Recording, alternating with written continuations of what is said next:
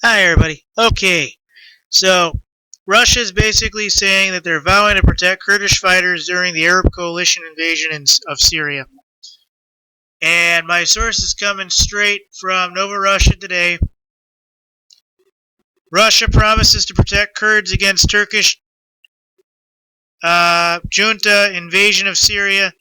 And there was something else in here that basically said the Arab coalition that's actually coming. Now, I don't know what this is and what this isn't, but this is what it basically says. Russia's promised to protect Kurdish fighters in Syria in case of ground offensive by Turkey. As we know, Saudi Arabia is amassing way more than Turkey, but I think they may be pushing through Turkey, and that may be a staging point. I don't know. We take this threat very seriously because ruling party in Turkey is a party of war. Odi Osman, head of the Syrian Kurds, newly opened representative office, said in Kurdish via Russian interpreter, Russia will respond if there is an invasion. This isn't only about the Kurds.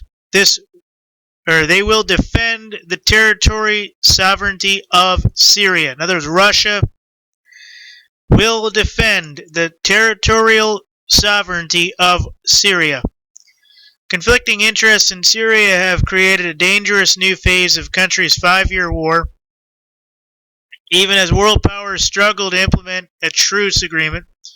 Turkey fears Kurdish gains along its border will morph into an autonomous state and inspire similar ambitions among its own Kurdish minority, but a ground intervention risks conflict with Russia, which backs the Kurds' military, and would anger the United States, which sees the group as a major ally in the fight against the Islamic State.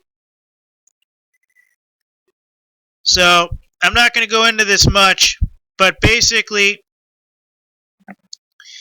Syria is trying to unite two territories separated by more than 100 kilometers of land controlled by the Islamic rebels. According to Anton Lavrov, talked about him, an independent Russian military analyst. So, in other words, contract killer, probably. That's the Syrian Kurds' dream and the Turks' worst nightmare, Lavrov said on the phone. So, here we go.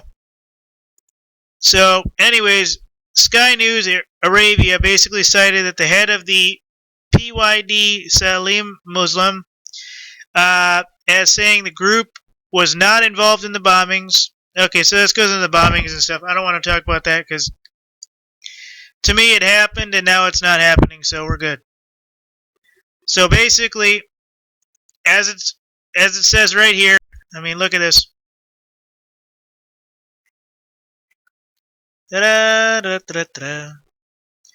So they're talking about the invasion from Turkey, because I think that is what everybody is fronting, the invasion of Turkey. Nobody's talking yet about the 350,000 pissed off Arabs coming through Saudi Arabia. And I reviewed this once and it said something about the Arab coalition. So right now I'm just going to take the Turkey part as any invasion that basically jeopardizes the Kurdish forces. So that's what I'm going to vote for. And basically I think that's what Russia's actually saying. But remember, the Turkey thing is being pushed in the media. The Saudi Arabian 350,000 troop army that is basically an unstoppable killing machine that could possibly go into Israel and complete biblical